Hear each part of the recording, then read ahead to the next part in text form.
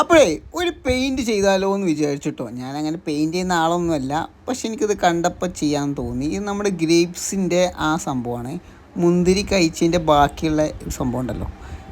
അതിൻ്റെ ഒരു നമ്മളതിൻ്റെ ഒരു ഇതെന്ന് പറയും, ഇതിൻ്റെ പേരൊന്നും എനിക്ക് അറിഞ്ഞൂടാ. ഇത് വെച്ചിട്ട് ഞാൻ കളർ ചെയ്യാം കേട്ടോ ഗൈസ്. കളറൊക്കെ മേടിച്ചു കൊണ്ടിട്ടാണ് ഈ കളർ ചെയ്യണത്. കുറച്ച് മെനക്കേടുണ്ട് ഇത് ചെയ്യാൻ വേണ്ടിയിട്ട്.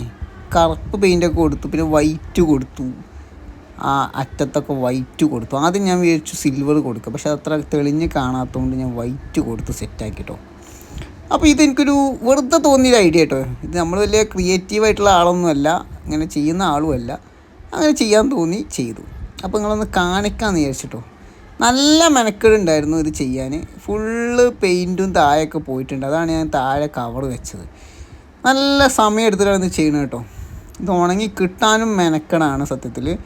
എല്ലായിടത്തും പെയിൻറ്റും കാര്യങ്ങളൊക്കെ ആയി, എന്നാലും കുഴപ്പമൊന്നുമില്ല. എനിക്ക് ഇങ്ങോട്ട് എന്താ പറയുക, ബോധിച്ച് സത്യത്തിൽ ഇങ്ങനെയൊക്കെ രസമുണ്ട് കാണാൻ.